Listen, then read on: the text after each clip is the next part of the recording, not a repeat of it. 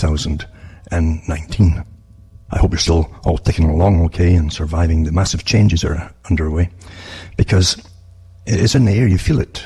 I always go by the observations of authors down through time, basically, and some of them like H.G. Wells, that worked for the big system, of course. He did say that when World War II was coming along, he said it was in the air, you could feel it, everybody could feel it, and you get these senses of change. It's almost like you suspect there's whispering going on somewhere, or you don't hear it, but you suspect it's around you somewhere. It's almost like that kind of feeling you get when the big changes are happening, because we move through life now in planned stages. And these stages are really, really incredibly well planned.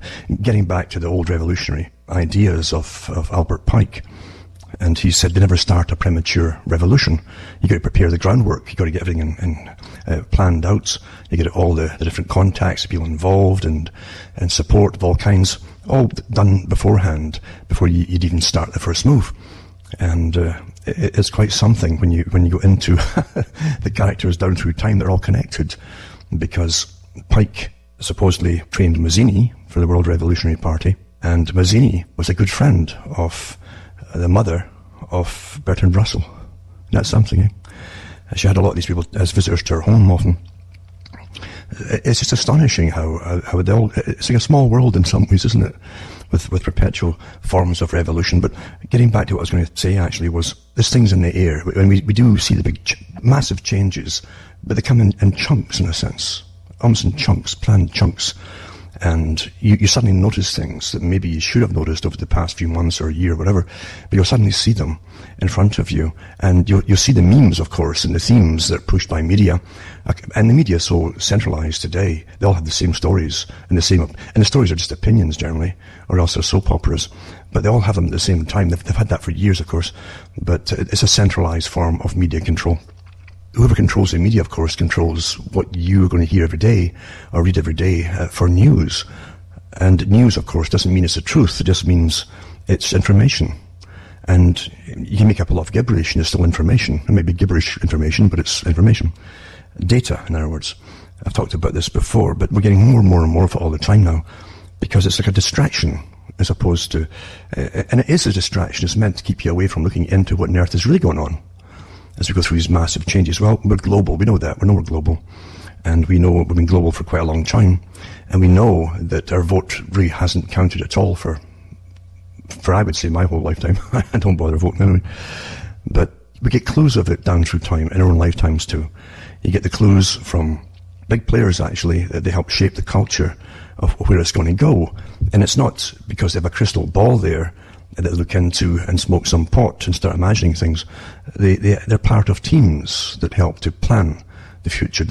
You go into the futurist societies and you'll see the incredible funding they get from the same well-established foundations that fund so many armies of non-governmental organizations that even write the curricula for different universities and schools and so on through UNESCO. It's astonishing how they're all networked, and there's thousands of organizations, well-funded, like a super bureaucracy, you might say, across the planet. Massive. And I always thought, well, that's really what true socialism is. Remember, it's ruled by councils. And under the utopian type of idea of even Marxism, they would have ruled by councils. Soviet means ruled by councils. And it never happened to work out that way in the Soviet Union. But behind what they told you they're all about, of course, they had a more totalitarian system, which always comes through a centralized governmental system that has to ram its agenda down the throats of everybody. They don't tolerate time. They don't bother with time to condition you. They get done fast with threats and fear and all the rest of it. We've been living through the most successful form of it before you were born, actually. Before you were life, and before you're gleaming your daddy's eye, they say. We've been living through this system. And the system has many different names. Because it's just the same like Winston Churchill when he came out in Parliament and lambasted what he called this group that had been running the British Empire for a long time and interfering in its affairs and even promoting different wars and skirmishes in different countries and things like that. And what he's referring to was the Lord Alfred Milner group, because they used different names even then. And it's hard they have a lot of different clubs belonging to it, you see, specialized groups. But they would keep their own name pretty secretive. And so you talk about one, you didn't realize it was connected to all the rest. Interlocking circles, you see. And that's your circle of friends, your circles of acquaintances, and circles of clubs, as Professor Quigley talked about too. So you see, this system runs all sides of things, the dialectic. Some of them, the writers even boast about it. And I've mentioned it before, you can't get change without checking what you want to change, knowing where you want to take it. So you create this opposition. And then you have the dialogue between the opposition and what already exists. And then you have your synthesis, thesis, antithesis, and then synthesis. And from there, you go on to the next step. Now the synthesis is the problem, and you want to go the next step. So you get opposition to that, to change it again. And it's rapid change. Someone called it rapid, planned, or accelerated evolution of everything, society, everything. And it's pretty well been happening your whole life long. Planned that way. To let things happen by themselves in society, it probably never happened, actually. Or if it did, it would take many more centuries to happen that way. We live in a very, very planned and organized society. But as you go into the futurist writings, the incredible money that's thrown at them, because they have members that are at the tops of so many think tanks of education, psychology, behaviorism, and so on, and they all advise your governments across the planet, working together. I can remember too that as Quigley said so many times, that they're often mistaken. His group that he belonged to, the CFR, Royal Institute for International Affairs, they were often confused with communists and called communist. But he said that it's because their goals are so similar to it. It's a planned form of socialist control, a scientific socialism. It's better to call it that. The step that the Soviet system never quite could get to, scientific socialism, the kind really that Aldous Huxley talked about, because he realized very, very early on, actually, that the way it would go with Brave New World. That's why he wrote the book, and he thought about that whole thing for many years before he wrote the book in the 1930s, of the planned society, where literally everything to do with society, the division of labor and so on, was scientifically managed. Human beings were genetically engineered and born from artificial wombs. All the supposed defects were brought out of them, and defects could be argumentative behavior, for instance. That'd be all removed by selective genes, and of course they had their perfect blueprint basically for subsequent generations once they perfected one. And you just clone them and so on, and then have them born in test tubes. That was the idea of it, or mixed in test tubes and born in artificial wombs. So anyway, here we are, and we look at all this stuff, and I've got so many articles I've saved over many, many years of starting with artificial insemination, of course, and then the gene manipulation many years ago, and every government's been involved in this kind of stuff for so long that they'll never ever disclose all their works until for another 50, 100 years, because that's how things are done. In 100 years' time, no one cares. And what you'll be in 100 years, you'll have completely no interest in it anyway. You'll be so far beyond here, beyond the now. But anyway, Huxley saw all this coming, and he knew that the division of labor, that's one of the big things you see in a socialist society. Intelligentsia should manage the system. Huxley referred to a dominant minority at the very top of his system. In his talks with Mike Wallace and other people, he said that there's always been a dominant minority, and he didn't see any reason why it would ever fade away. So you'd have a dominant minority, but amongst the minorities talking about, you have the moneyed managed system. In Brave New World, there's no mention of money or anything like that. There's maybe little extra perks and so on for your status, but everybody was fed. You had your drugs supplied, your soma, to keep you happy, and no one was really bored, and there's nothing you couldn't have. And material-wise, you could have everything, all toys, fun, and everything else, and no one worried about it.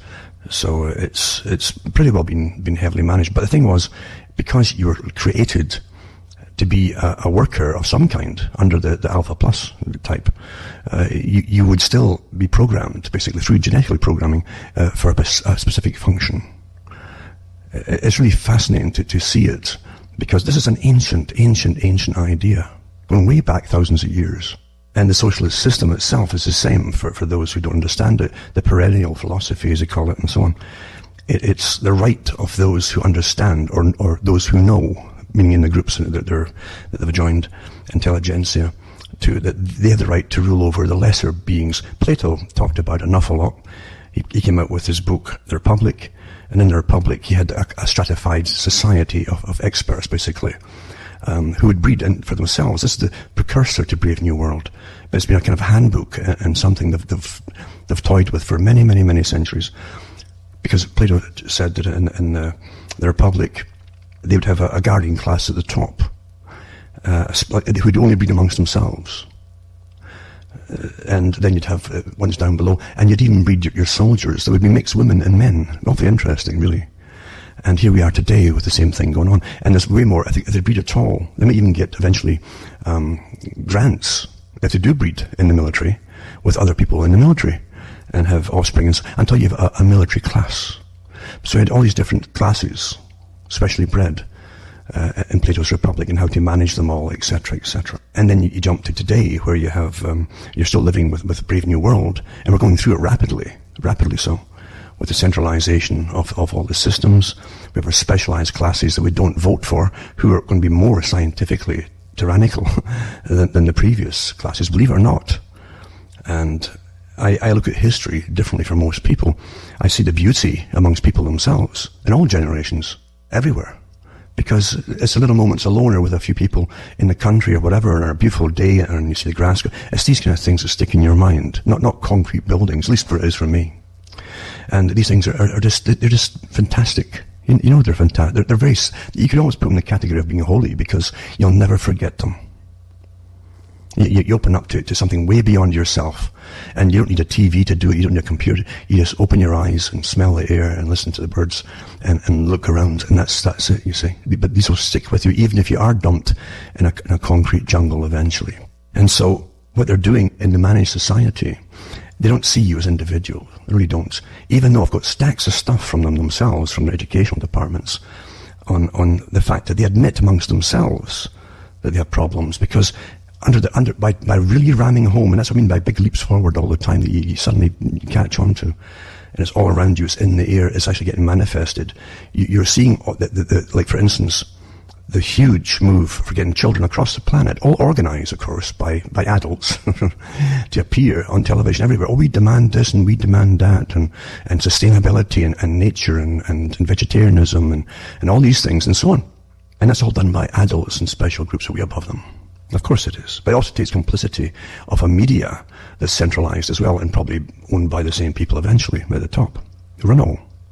But it's to convince everybody else who's an observer, the passive observer, that this seems natural. And, well, if they all agree, but, well, maybe it should be that way, you see. It's so easy to do, isn't it? So easy to do. When they can show you anything, tell you what to think about it, and then you come to the conclusion that's already been designed for you to come to. Marketers have professionals and behaviorists and psychologists working with them in linguistics who know exactly, in psycholinguistics, they can take you exactly, lead you through step by step through a little conversation until you'll definitely arrive at the conclusion they want you to have, maybe even for life. But no one, you see, if you're a truly free society, you'd be taught this very thing. And you'd be taught to be awfully wary of all stuff out there and to question everything. That would be a free society. That would be freeing up the individual, truly, wouldn't it? So you don't fall for everything. Huxley said it himself, that there are techniques of persuasion being used. There are sciences he's talking about. He said, we could persuade people to do things that possibly it would be unwise for them to accept if they hadn't really understood it, you see. So we're in basically that system already. You can't listen to a lecture today on history in any country that doesn't have the same persuasive techniques of making everybody in every country guilty for things they never did. And maybe more in some countries, because that's a technique now. In every profession, people will sell out to keep their jobs. But then they become a change agent. You're a change agent when you're not teaching a science anymore. You're actually doing social engineering. And making people feel guilty about things is definitely social engineering. It's really so top-heavy with this. You couldn't get up in the ranks of anything in a taxpayer-funded system. That's the key to it, really, too. This supermassive bureaucracy, a real Soviet living on the taxpayer, living awfully well off the taxpayer. All these different professions. And managing us all. You couldn't get up there if you had any opinions contrary to literally the religion of socialism, that this new scientific socialism, that they have the right to tell people what to do, what to think, what to say, what not to say, what to even see. So that's where it is already. And it's so sad that to see people cave in. It doesn't surprise me. I've seen people cave in before. I've seen in whistleblower situations where people will back off. People that you know, because they're terrified of losing their job. And you become a leper until you're exonerated, and then you're a hero for a little while. Then they're all around you. But they would never come near you to back you up at the time. That's human nature, you see. Understand it. Understand what fear is. Fear is a terrible thing. And power has always used fear on the people. Always. It's hot. The past is a horror show as far as I'm concerned. For most of it, not all of us, the occasional moments when you're in a country, whatever it happens to be, they're fantastic. But the rest of it, when you look down through history, it's a horror show. Absolute horror show. At least it was in Britain, for me. And it was just that particular age group. And 10 years later, the system changed again into the kinder system, as they called it. And then, I think in the 1980s, they started giving credit cards out for the first time amongst the people, and they could start buying things they could never get before. But up until then, it was just austerity. Right through from, really, World War I right through. And I think before World War I too, the people really didn't have much. They still had poor houses, you know. They didn't have a welfare system. And they had the free trade system going by the same people, but meaning clubs and agencies like Royal Institute for International Affairs, before they called themselves that, of course. But they had there's the same group with free trade, and of course the people in it all were members of big corporations that happened to profit awfully well off free trade. And they helped plan society and the whole future of the world right to the present time. Again, going back to Plato, the division of labor, and then you get into Brave New World, where you literally have, it's beyond Marxism, you literally have the creation of the types of humans for each type of labor, until you have the ones at the very bottom that aren't too bright at all. Bred that way, especially for the menial tasks and repetitive, boring tasks. So we're in it. We are in it. But when you read academia through their papers and lectures and so on, it's so in your face. There's no hiding it at all, really. And because it's all the terms you're hearing, sustainability, global warming, and then climate change, and all the other things are brought into it. Overpopulation, they're right out there. They're saying it all now. Saying it all. And the borderless society, etc., to take the heat off the countries heat overpopulation of the countries that are flooding out. They say that 40% of the world's food supply, that's what they say, will have to be used for Africa, the whole of Africa, in a few years' time. All these scary scenarios, you see. So, the borderless world, planned. No one got to vote on it. It just happened. Like it was like a page turning, wasn't it? And then you're wondering why mass migration. But no one says this is to change. Well, from officialdom, from government, that is, no one has said it's to change the whole system changes. It's a new system we're in, obviously. And I mean, we are all in it. It is global. And it won't be given preference of any kind to any group eventually, as they flatten everything out down through the years. But it's planned that way. It was planned before I was born. And that's the key to it.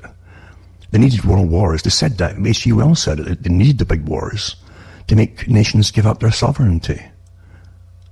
He said that. And then after World War I, he went on a roll. He boasted about the League of Nations, and he says, oh, this is so wonderful. Now bureaucrats and departments in Britain and France and so on, and all the countries can all talk to each other and bypass the politicians. So the bureaucrats could all run the whole planet. And the politicians would be eventually phased out. That was the idea of it. And when folk weren't quite ready to give up their sovereignty, he said, we need another war, another world, and they got it. So, you got to understand, there have been people, for generations at the very least, probably even older, but for generations, who've planned this. They're often mistaken for communists. And they'll work with communists, as, again, Carl Quigley said. As long as they're on the same agenda, same role, the same general role, they'll go along with it all and they'll work for it. So all sides are controlled, as I say, by the same capstone, it seems. But it's astonishing to see it all manifest openly in writing and what they're teaching them in universities and all specialized departments. Right down to psychology departments where they talk about the necessity of accepting a form of difference between individuals. They don't want to see you as individual. You're lumped into IQ levels, basically. and socio-economic status, etc. That's how they've lumped us all in, categorized us through polls and God knows what else. All through your life, from the day that you go to kindergarten, all the way to, through your life. The data on you is extraordinary and terrifying, really. But now they're realizing, because to get all this agenda through amongst who's the heaviest targeted group in globalism at the moment, with sustainability and global warming, climate change, and the death of millions of species, blah, blah, blah, blah, blah, of animals and plants, all that propaganda. Who has been targeted? Because they have to be the future, the children.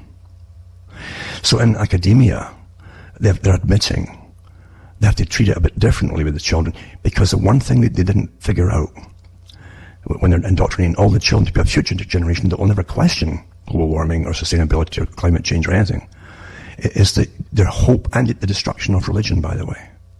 In the Western countries, definitely, for the traditional religion's gone. Eventually, I guess they'll catch on to other ones too. It'll take a little bit of time, but that's what they plan. But what they've got is nihilism now.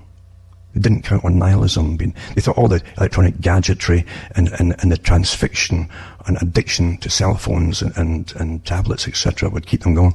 But they found out there's nihilism now. With all the bad news of the future, oh my God, overpopulation and everyone's dying and all that nonsense, which it isn't, And then you find that, you got nihilism and depression amongst children now, and suicides. So they're coming out with all kinds of strategies under various categories, and one of them's called hope. Trying to instill hope along with the propaganda to keep the children going so they'll grow up without being totally nihilistic. And they themselves, by the way, once you give them reasons that almost like a religion will overcome, we can overcome all these problems. But remember that humans are the heart of the problem. Well, I tell you, I can see they'd be utterly ruthless, those children, when they grow up, if they're given this kind of hope. Because it'll be a religion to them. And they'll be ruthless to anyone who doesn't tolerate the propaganda. It's already in the air again in this day and age, as we know. It's way past the point of dissuasion, as far as I'm concerned, because most of the public have never even been informed that this has even been going on, this big war-type propaganda battle by a very old agenda. And I can see different sides of it to understand why so many people, after world wars, jumped on the bandwagon, like Bertrand Russell or on his side, to ban war, because the incredible destruction of human life and everything, and resources for mass slaughter, is beyond comprehension, really. And it does make you wonder, why on earth would they go on so long? They definitely they could have stopped the World War I very quickly, actually. They could have avoided it, in fact. And even the overtures to end it within about a year were all ignored. And then after World War II, same thing. And Britain had rationing, official rationing, with ration cards, right up into the 1950s, 1953 or 4, I think it was. And then after that, they didn't have the money, after all massive taxation for the debt, to even buy decent food or anything. So that whole generation born in that time period, I've got all kinds of health problems, and then their children too. The next generation are taller and a bit healthier looking, but the ones went through like rationing from World War I right through the Great Depression and into World War II and beyond, all suffered incredibly. This is all part of a big agenda. And so is the slaughtering of people across the planet, a big agenda. So don't be fooled, for goodness sake, by the wonders that will come out once we make peace on the planet. At what cost? They went into Gulf War I, remember, and they plundered the oil fields. The same people that sit on the big boards of these big agencies I'm talking about, as CEOs and top contractors, etc. There's always another side of whatever you're fed. Always. And most folk never think of flipping it over to see it. But as I say, when I go into these different groups, basically, they're getting so heavily funded for behaviorism and psychology. It's terrifying to look at this one after. This isn't just papers, one after the other by so-and-so and so-and-so. It's the study groups and the think tanks they end up belonging to and working with governmental departments and faculties. And again, the strange phenomena, which again came out of the same group, Royal Institute for International Affairs, the World Bank, the Bank for International Settlements, the IMF, and all the other power structures we have across the planet, all the central banking system, and technocrats, of course, from technocracy, that are appointed over everything. This is what technocracy really was to be about, appointing people over social control systems. And money is a social control system, and the lack of it is too. You soon realize that, don't you, when you don't have any? But it's also a tremendous power policy, because those who lend the money can deny it in any country across the world. When even if they're starving or in famine or whatever, it can be denied unless they accept specific social policies that are mandated to them along with the loan. It's power, isn't it? It's all power. But again, that's what George Orwell knew. He fought on the socialist side in the Spanish War. And he caught on what they thought, what the brothers that they had, because the propaganda in Britain was awfully good. Their brothers were the communists that were coming in. And when he realized what the communists were really like, eventually he was hunted. And he got out just in time, because there was assassinating competition. They didn't want what they call British type socialism. They wanted their own communism running the world, basically. That's the idea behind it at the time. So he escaped it, but he understood the dangers of even socialism. And when he got back and told them what was happening in the socialist clubs in Britain, they turned their back on him. He'd been a hero beforehand, and now they turned their back because he literally showed a different side of it than had been informed to the public. And they really didn't like that. And they also complained that even you find so many academic writings about Blair Orwell, and Huxley too, in universities, because they're always churning out more philosophers or whoever happens to be, or different world manager types, really, who all do their little papers on these people of the past. And they're forever, ever breaking down the enigma of Orwell, because he wouldn't go along with the open sexual new morality of the socialism that they wanted, the abandon, the old idea that H.G. Wells was about, what was free love everywhere, and the state would take care of the problems. But Orwell wasn't for that. He still had clung to a traditional form of having a mate and family and all that kind of stuff. So they thought that was just terrible. In other words, he wasn't a true socialist, or he'd be the same, you see. That's what they thought. So they try to pick and pick if you just don't conform completely to what they want. It's never changed. But you'll find the same. You don't need the terms, even in academia, of people saying they're a socialist. You can tell by the fact they're going along with it. The whole world agenda is to be controlled by experts. And they decide what an expert is. And they'll also decide what a problem is to have the experts. Yeah, well, it's a problem. We need experts for this problem. So they create they say they create the problems, and that's it. And it's just too easy to propagandize their agenda without ever explaining to the public the other side. There's always a side of everything, another side of it, like climate change. Obviously. And climate change, I've said over and over, is their excuse they jumped on, basically, to force the public to accept the need for them to be in charge of it, the specialists to be in charge of it all, and give up all your rights and freedoms. It's fascinating, really, but see, it's scary. And meanwhile, what you're given is an antidote to all. It's just the propaganda from the media. That's not an antidote to anything. It's gossip. If folk haven't figured out that this incredible farce in Britain with Brexit, it's literally a soap opera for the public. Will she leave? Won't she leave? Will she leave? Won't she? Back for how many years now? And it's still going on. And then you have Donald Trump. Did he collude with Russia? Did he not collude with Russia? But back and forth for what, 2 years now? What a soap. What a soap. And I know that there will be a massive, the final push, a push for sure, because they want to get into a few enemies left in the Middle East there.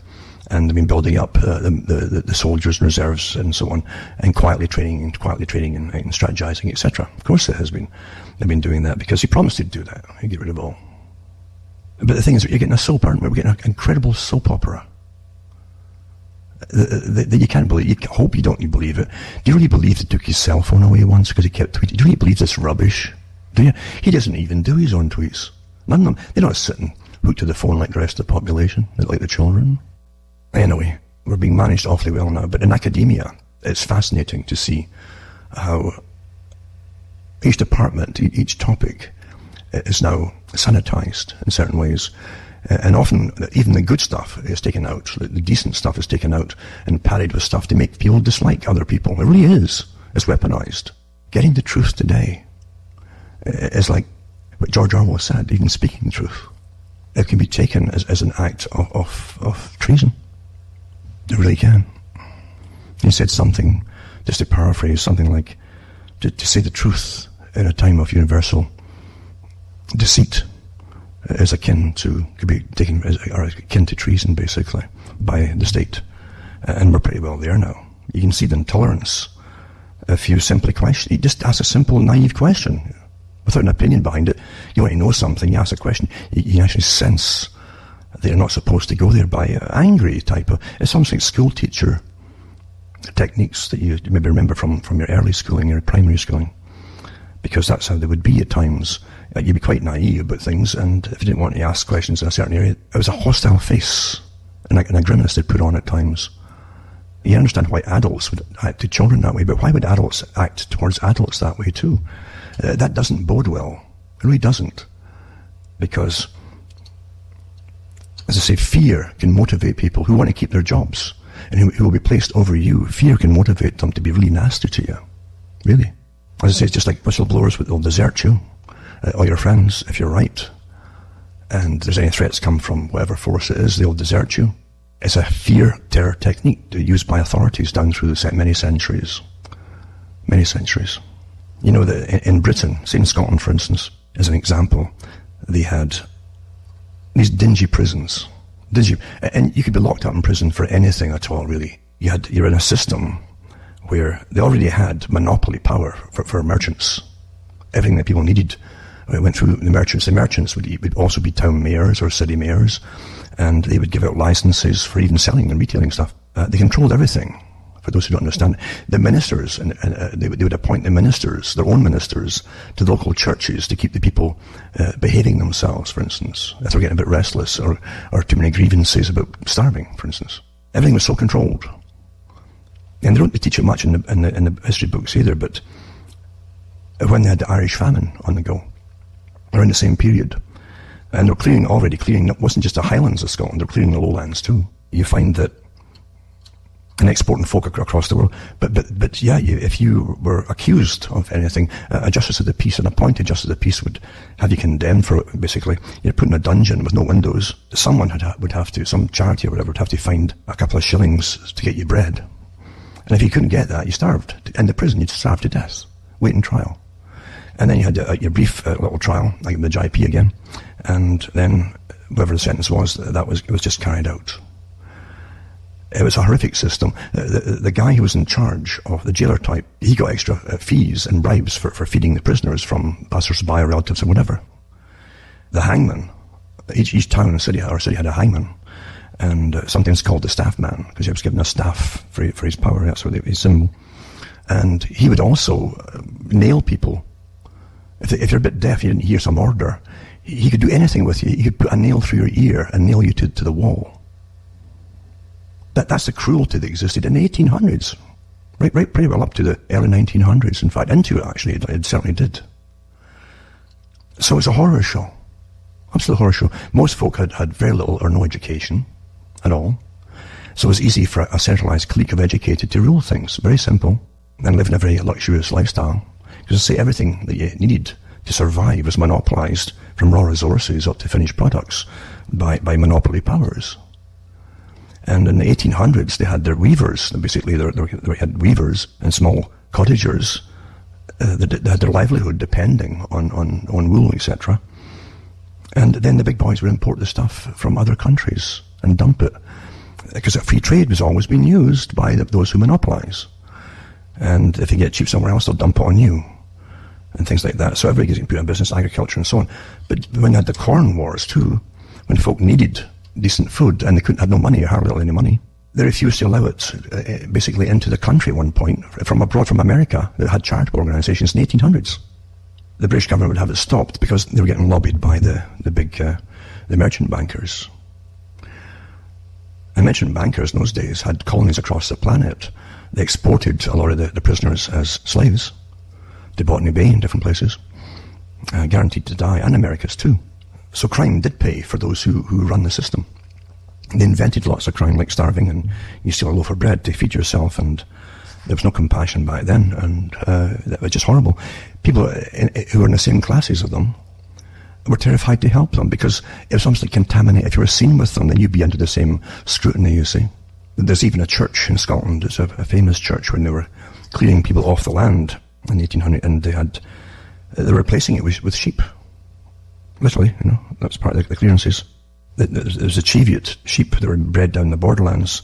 They could withstand the island climate. So they were just moving folk off and off and off. And it's so horrific because in the Highlands they had genocide. For those who don't know it, there was genocide. Ordered genocide after Culloden in 1746. The troops went through the whole of the Highlands. And anybody connected to anybody that they claimed was involved in it, whole families were wiped out, children and all. There's been no inquiry about that ever. And then the rest of them that were left, they used for the military. They let them wear the kilts. They even had a big manufacturer open up in Britain to supply the kilts, by the way, for Scottish regiments, which they created, and they became the shock troops. So the abused end up getting used across the planet to fight other wars that they didn't get anything from. But it's a horror show, absolutely. But what I'm getting to is the fact that people who are terrified won't come to help. What are you going to do when you see families living in a churchyard whose homes has been burned down to clear them out? And this is a historical record. And even the minister won't let the families into the church to live while they find somewhere. But see, everyone's so terrified. If you help them, then they still had this recent memory of being classed as a terrorist. And therefore, these people they were nothing, they were scum, they had no money, they had blah, blah, blah, no property. And people will condemn them and call them names before they'll come and help them. That's a fear reaction when people do that. And it's so that they don't get connected with them and possibly they get their home burned down. You see? A horrific history. Truly horrific. And people have been used and abused right up. And they're still getting, the troops today are living in a cocktail of drugs because they can't give them even validation of a just war anymore. In the past, there had to be a semblance of a reason for invading and fighting a people. But they can't even really put that across anymore. It's just so invalid. So they give them all kinds of drugs afterwards when they start to come to and they're not in it anymore, and they try to figure out what it was for, and all the visions and pictures are literally engraved in their minds. They come back to haunt them. Well, people perhaps they never knew them. All age groups and so on, and how are you going to live with that, eh? That's so they come up with even, remember the articles a few years ago, they could even put viruses into specific parts of the brain of the troops in the hope to eradicate literally the memory in those particular areas. This is scientific tyranny we're in, Brave New World. We are. And it's not finished. It's going to be a long show before it gets anywhere near completion. Technically, it'll never be completed. There's always the next step and more progress, as I like to call it. And population reduction, of course. But we're not run by what you think are your politicians. That's kind of obvious when you really, really look into all the big global meetings like the World Economic Forum. What on earth is the World Economic Forum? Look into its website. It's through there that a lot of the funding goes to all these specialized areas of creating tomorrow's leaders in all areas of life. Well, you don't taught to believe folk just sort of evolve themselves into leadership. No, they don't. They pick them for all areas, and that means they're trained and propagandized perfectly for the one agenda. Do they have minds of their own? Nope, but they'll see one avenue only, and that's all they'll see. They're guaranteed. They're the closest things you'll get, actually, to a specially designed human being at the moment, perhaps. Now, I'll rush through a few stories here, for those that might tie in, might not tie in, but again, I prattled on again. I didn't mean to go this far. It was better than just reading off stories, isn't it? But here's one here as an example to train you. A few years ago, you had children coming forward from school, young children, saying that they would volunteer to be sterilized rather than have children be a problem to Mother Earth, etc. And now it's the poll system, awfully interested in the poll system, and they're constantly checking on all kinds of things in society. I even have all the links to the organizations that are paid massive money to do it all for the universities and for advising governments. But one is called No Thanks Cupid. This is an article, actually. 51% of young Americans are single, more than ever before, the survey says. And it says that more than half, 51% of young people in America do not have a steady romantic partner. Well, we've known that since about the 60s, because it was pushed that way.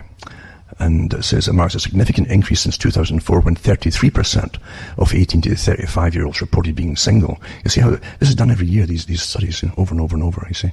And it allows the ones who are pushing the cultural agenda insight into whether it's working or where they have to tweak something and so on, according to changing your opinion and your behavior and so on. That's what it's done. Anyway, it says, report by the, here's interesting, it's where you go for all these studies, General Social Survey, GSS it's called, General Social Survey. It says, found it was the highest number of unattached people in the age group since the question was first asked in 1986. They actually did it long before that for different organizations, not the same group though. But it says, amongst all these groups, they have no steady partner and so on. And the Washington Post says, most people my age aren't married. I just have an outlier of couples in terms of my social group. Says one guy, this Ford Torney, says, and the 26-year-old said he does want a steady partner, but hasn't met the right person yet. In the meantime, he sometimes feels left out of his circle, or friends, and so on. And then have other ones on women, what they think about it too, and they're the same, of course. And they call it waithood, just waiting, always. It's like idiocracy, always waiting for the right one, and so on. And it'll never happen. But these American women who remain unmarried well into their 30s are in good company and part of a growing global trend. See, it's across, everything happens is global and pushed by the same organizations, according to researchers from Indonesia to Egypt and everywhere in between, anthropologists and other experts. See, experts, Russell said, will train the public to believe in experts and not even think unless they have an expert opinion. But it says other experts are hearing from women who are delaying marriage for a variety of reasons, including educating and career aspirations, and financial hardship, and a desire to have more life experience before settling down. And says the result could be shifting the way that humanity thinks about love and commitment. So, the delayed marriage phenomenon is called waithood, a term coined in 2008 by Diane Singerman, an associate professor at American University in Washington, D.C. And they mentioned too the high cost of marriage and, etc., and blah, blah, blah. Anyway, that's all, it's planned that way, of course. Of course it is. Of course it is. And it's very hard now, of course, for anyone to stay together. The more partners they have, and they know this, they've known that with studies way before they even gave the sexual revolution in the 60s, from previous surveys in other countries, like Germany and France, of course, in the roaring 20s. When the culture was getting pushed into, they know exactly, the more partners they have, less they're likely to settle down with anybody. So there's nothing they don't know, really, or how to make something happen as well, of course. But they do mention economic reasons too, and of course the economy has been a reason that pushed even from the United Nations and different departments, UNESCO, that they can always put people off from having children by making it too expensive. So economics is a factor always, you say. But you can also make people want material things instead of having children. If you don't have children, and I think it's very true. I think everybody's learned that they didn't have children. Marriages tend to fall apart too. It's a binding thing. It's more than just two people, and I think it's what's nature, isn't it?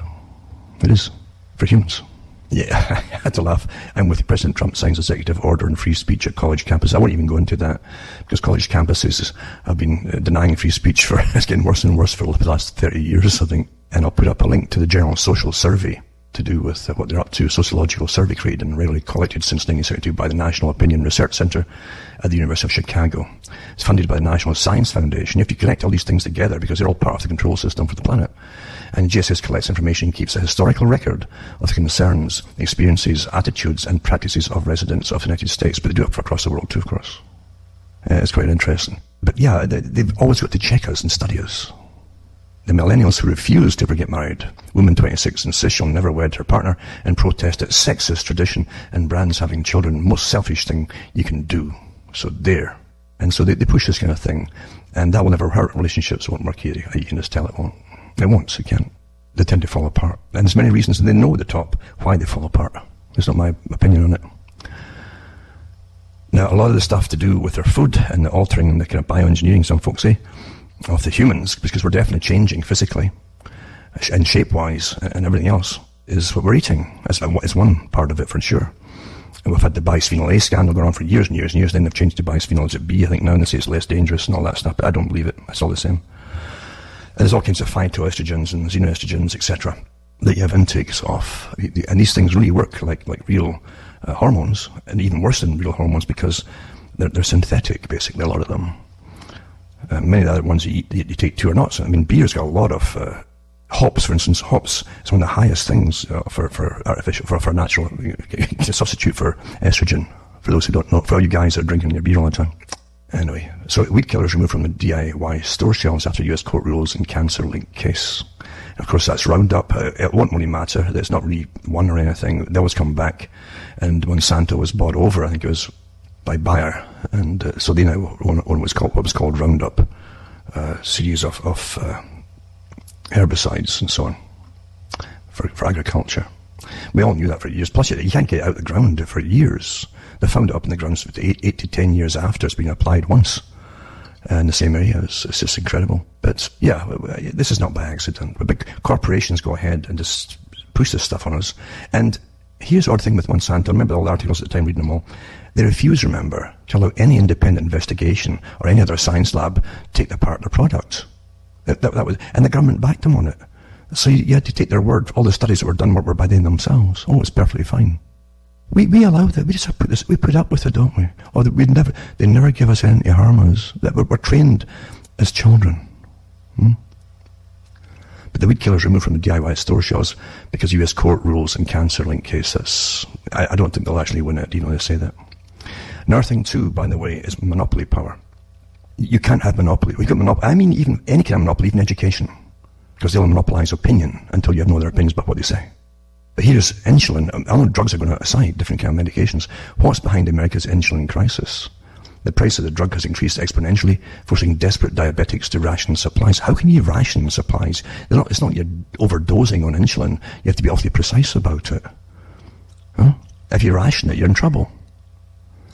So politicians and patients demanding urgent action to tackle America's growing insulin crisis, which has seen the price of the life-saving drug triple over the last 10 years. It's actually worse than triple, actually. Because now it's an incredible monopoly. It was a hormone that people with type 1 diabetes need to survive, invented nearly 100 years ago, and the patent was sold for just $1, so that everyone who required the medication could afford it. That's what was initially done. Now retail prices in the US are around the $300 range. According to BBC's Ritu Prasad, even accounting for inflation, there's a price increase of over 1,000%. And they did the same thing too with the particular anti-toxic shock drugs that people would carry with if they got bee stings and so on. Did the same thing too with that, remember? And the woman gave herself who had run the company, who took it over, gave herself a massive pay increase off the misery of others. Isn't that incredible? Really? Don't ever think the world's getting kinder, folks. Don't do that. Don't fall, as Huxley said, the techniques of persuasion to persuade you to do things and accept things that perhaps it wasn't in your best interests to accept. We're so easily fooled, especially today. But anyway, I'll put this article up too. It's just amazing. An article on human beings and healthcare as they're pushing the next step of it too. Digital assistants to provide 24/7 helping hand, etc. And how they're tying in technology, Amazon's Alexa and Apple's Siri, using AI to handle routine tasks, and so on. So everything's coming together. Google, of course, is at the top, and their big building they opened up in London some time ago there, they had big surveys out, already granted by the British government, to give millions of people's medical records to them for supposed testing on these new programs. So much for privacy, eh? And it sounds wonderful, again. Precision medicine to personalized treatment. Sure. It all comes down to cost and what is your standing in society. Do they need you? Do they not? That's it. A priest in Montreal was stabbed the night there. And it says, St. Joseph's Oratory stabbing. People will come to pray for Father Gros. A guy just got up, and they won't say who it was, I think, and whipped out a knife and stabbed him twice. And broke the blade too in the process, apparently. I very much doubt with the massive vitriol and targeting of the Catholic Church, there'll be any, I really don't think there'll be anything much said about it at all. It's sad that the decent people, and there's lots and lots of decent people in these churches that are definitely not paedophiles, are all lumped in with the sins of the few, basically, isn't it? It's tragic, that. But again, the Catholic Church has been a target of this socialist system. It's astonishing to me, actually, when you realise the complexity of even the top revolutionaries like Orwell, who literally had a hatred, absolute hatred of the Catholic Church. And, of course, in the true socialist doctrine, they want elimination, eventually, of all religions, except their own religion, which is their socialism. Their pure reason and humanism, will run the show. But without the spiritual aspects, I say the children end up getting depressed, nihilistic, and suicidal. They always forget that. Aldous Huxley himself was all part of it too, and he was nothing but rational, etc. He had a few experiences himself that he couldn't help. If you get what's sometimes termed as a spiritual experience of some kind, outside your control, or even desire, you have to question what the heck happened there, and what was it for, and if you weren't taking drugs or anything, you didn't have some kind of hallucination, especially if it was meaningful, for instance, and purposeful, then it's going to change you. A tremendous change. Bertrand Russell, who again was an advocate for pure reason, eliminate religion, they saw it as a poison, of course, because people who obey a deity are a problem to government. I hope you understand that. It's a power thing. And I think it was H.G. Wells said it better. He said that the family unit is a small tribe. People will stand up around an individual when the government's after them and defend them. He said they want to eliminate the family so as the government can talk right down to you personally when they want to do whatever they want to you, and no one's around you to help you. Again, terrify everyone around you, and you're deserted, right? He was quite blatant about it, and so was Bernard Shaw. You find that all socialist doctrines of totalitarianism want to eliminate the family unit, and they want to eliminate religion, because religion makes people, it gives them, it's like the big idea that Mao Zedong talked about. He was terrified of a big idea, nothing else. Religion, people will die for religion. They'll die for it, or they'll become martyrs for it, like the Covenanters they had in Scotland too, when they were taken over and they united with England, basically. And you find when Charles was there, it was mandated that everyone can convert to Anglicanism instead of the Free Presbyterian Church. And the folk thought that was horrendous, because the head of their church was God. They could lambast the ministers if they wanted to, if the guy went off the tracks, but because he couldn't take the place of the deity. But here you have a king who was the king of the country, temporal, right, and also king of the heavenly, and they wouldn't have that. It was a betrayal, and they didn't have they were rounded up, thousands of them, and threw in a place in Edinburgh, Greyfriars Churchyard, imprisoned there and slaughtered. They were real martyrs, because that's where that saying came, there'd been no king but Jesus. That's where that term came from. But no, they've always been after their elimination, because our religion's a nuisance to them, an awful nuisance to them. When folks say, no way, I'll obey my deity or my laws or my religion. That's how it is. So you can see why they hate it, right? And don't forget that Marxism in itself is a religion, the way it worked out to be anyway, because you need an awful lot of faith to believe in it. Incredible faith. Whenever you read articles that disappear, that like teacher says that she had to wash the toilets in the school and it's underfunded and yada yada yada. In Britain, again, as an example, but it's all over the world. And she goes through this whole thing, and it's an article in the paper that led me to it, because someone caught on the fact that the women belong to a certain organisation that's attached to the union. But it turns out that everything's so incredibly formatted today with bureaucracies in the system, isn't it, of propaganda and marketing.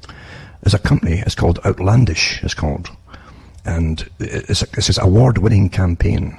This is the propaganda that helped change 795,000 votes. It's an award-winning interactive data tool to show how your local schools are being defunded. It's a propaganda thing for the teachers to use. And so they bashed the Conservative government for influencing a campaign called F40. The aims of the campaign was to redistribute schools' funding away from overfunded regions. So they give you a technique of how to alter the votes and change perceptions and so on. Everything is, you can't believe it and you read anymore. Anyway, this particular teacher said she was, oh my God, it turns out she got a massive pay increase before all this, and she's already getting a great huge sum. And I'll put the articles up for anybody who's really interested in it. But yeah, Outlandish, she's actually a member of this group too, apparently. It's quite something to see. Also, the World Economic Forum, this unelected self-made group, that calls itself a non-governmental organisation that funds all kinds of futurist societies and agencies to do with psychology, psychiatry, indoctrination, the whole agenda, sustainability, blah, blah, blah, blah, blah. This massive bureaucracy that most folk are oblivious that even exists. And on their own website, you can talk about creating the future world leaders in all different areas. So much for open democracy. Hey, so much for that. And all through universities and colleges, you'll find these articles, Building Brave New Worlds, Science Fiction and Transition Design. And the terminology is so bureaucratic. If you notice that, if you learn the bureaucraties, everything's bureaucratic terminology. It doesn't matter who's speaking, non-government organisations or whatever, it's all socialistic nonsense. It really is. The first thing you do in pretended science is create a language that most folk can't understand. That's why you do it, right? That's it. This is what all these people do. Once they're in university, once they get a grip on the terminology, they can prattle on and impress each other with parroting the same stuff. There's no individuality in universities, really, honestly. And that's, again, what some of the top writers even pretend they admire at times and sometimes hate, like Orwell and Huxley. There's no originality in universities for them. They all parrot the same. In all their writing papers, they'll quote different. This is by so-and-so, and they'll give blah, blah, blah, somebody's name and the year, blah, blah, blah, or the book, whatever. It's just one after the other. They can quote. They have no brains of their own. Really, it's astonishing. Astonishing. Scary, actually. It's like robots. And another thing, too, with the whole sustainability thing, too, that all the children are getting pushed out to, yeah, we demand a worldwide campaign, yeah, they're doing it all themselves, eh? And who's putting the money out, eh? But it says that China, this is from a couple of years ago, China signs $300 million deal, $300 million to buy lab-grown meat from Israel, in a move welcomed by vegans. Because the whole thing now is veganism, they're all pushing it. Again, it's all World Economic Forum and all the rest, the same group, all connected, eh? From any environmental and animal rights group, lab meat is seen as a positive move away from the slaughter of billions of animals. Well, no one will disagree with that. But the fact is, this is big business we're talking about, and it's control. When you give control of your protein to a monopoly, and that's what it ends up being, right? You're in trouble. So they signed a $300 million pound deal, it was, to purchase meat grown in laboratory in Israel, and a drive towards less meat consumption in the country. And that's the point, too, is reduce. China has signed the deal. It says lab meat, also known as cultured or biomeat, is grown in a laboratory using animal cells, making some vegans opposed to the concept, but several environmental and animal rights groups have welcomed it as an exciting development.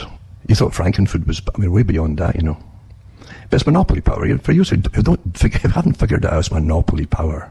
Monopoly. Right? It's astonishing. I can't do much in the time I've got, but look into futures. As I say, to do with sustainable futures and the futurist societies. It's astonishing what you're going to find if you're interested at all.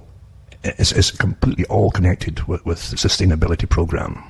Depopulation over the whole planet, veganism as you get sicker and sicker, and of course there's a whole history of veganism there too, how it's pushed and why, etc. I don't even have time to go into all that, but it's a sad thing. It's very, very sad.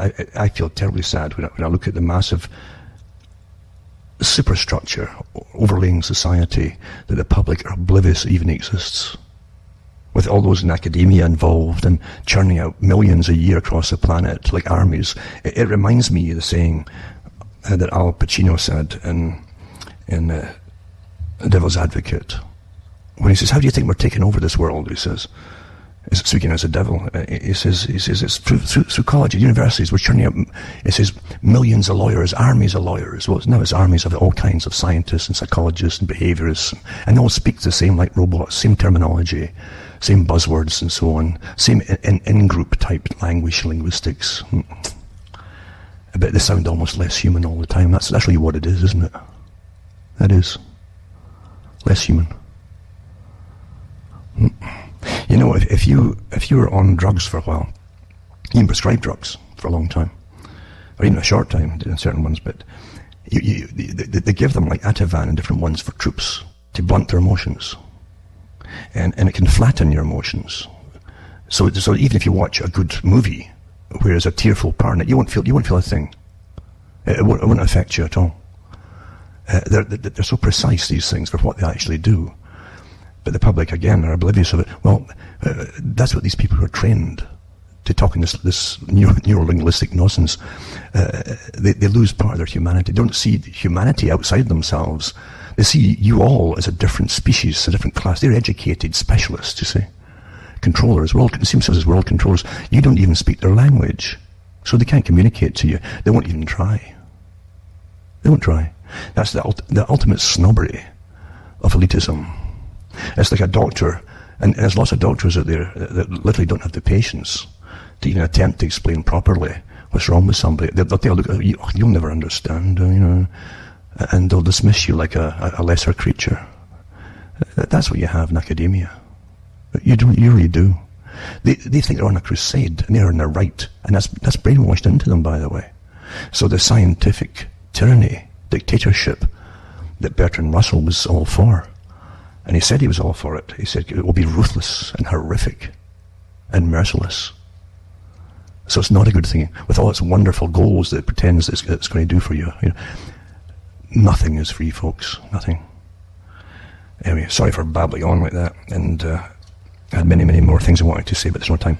For myself, Alan Watt from Ontario, Canada, where it's still freezing and lots of snow out there because of global warming. It's good nights, and may your God or your gods go with you.